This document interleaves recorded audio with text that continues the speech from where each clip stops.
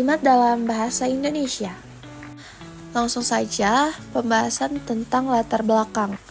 Bahasa merupakan alat komunikasi yang sangat penting dalam kehidupan manusia. Dalam berkomunikasi, manusia memerlukan susunan kata yang membentuk kalimat agar pesan yang disampaikan dapat dipahami. Kalimat menjadi unsur dasar dalam komunikasi yang mampu merepresentasikan pikiran, perasaan, dan gagasan seseorang. Dalam kehidupan sehari-hari, kalimat tidak hanya digunakan dalam percakapan lisan, tetapi juga dalam berbagi media tulisan seperti berita, karya sastra, iklan, dan media sosial. Oleh karena itu, pemahaman tentang kalimat sangat penting untuk mendukung komunikasi yang efektif dan jelas. Selanjutnya, pengertian kalimat.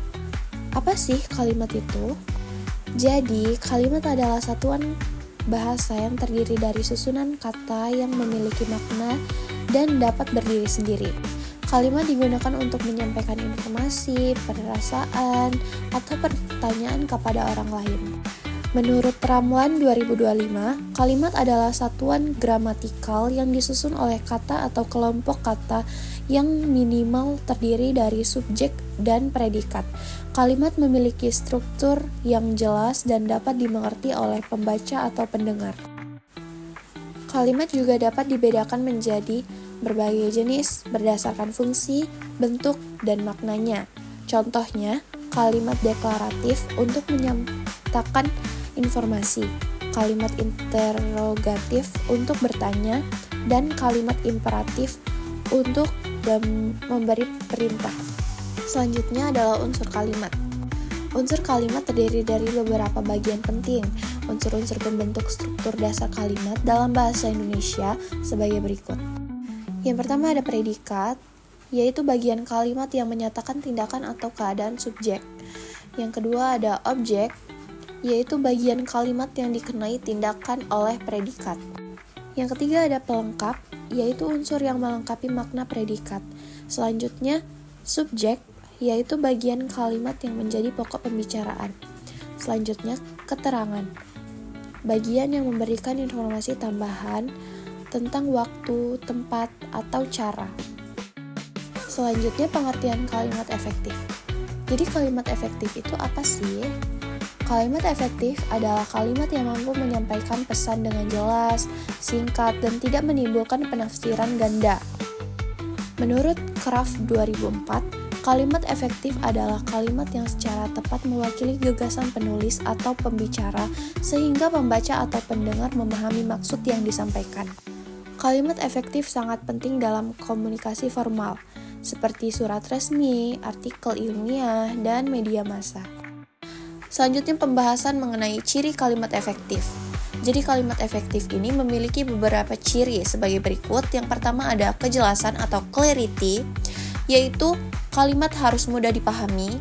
Yang kedua kesatuan atau unity, yaitu setiap kalimat hanya mengandung satu gagasan utama. Yang ketiga yaitu kepaduan atau koherensi, yaitu hubungan antara unsur dalam kalimat harus logis. Yang keempat adalah kehematan yaitu atau ekonomi, yaitu menggunakan kata yang diperlukan tanpa kata berlebihan. Yang terakhir ada kelogisan atau logic, yaitu kalimat harus sesuai dengan kaidah bahasa atau tata bahasa. Selanjutnya ada studi kasus. Kami menggunakan kalimat dalam iklan. Contoh pertama yaitu minum aqua, ya aqua. Menurut kami, kalimat ini efektif karena singkat dan mudah diingat, menggunakan pengulangan untuk memperkuat merek, dan mengandung ajakan secara tidak langsung. Contoh lainnya yaitu ada matahari, tempat belanja keluarga. Kalimat ini juga efektif karena mengandung pesan jelas tentang tempat belanja dan memberikan citra positif pada perusahaan.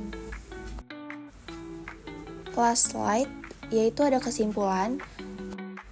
Berdasarkan pembahasan, kalimat merupakan satuan bahasa yang memiliki peran penting dalam komunikasi. Kalimat yang baik terdiri dari unsur-unsur subjek, predikat, objek, pelengkap, dan keterangan. Kalimat efektif sangat dibutuhkan dalam berbagai konteks komunikasi, terutama di era digital saat ini. Dengan memahami ciri-ciri kalimat efektif, seseorang dapat menyampaikan informasi secara jelas dan tepat. Pemahaman tentang kalimat dan penerapannya dalam kehidupan sehari-hari sangat penting, terutama dalam dunia pendidikan, media, dan bisnis.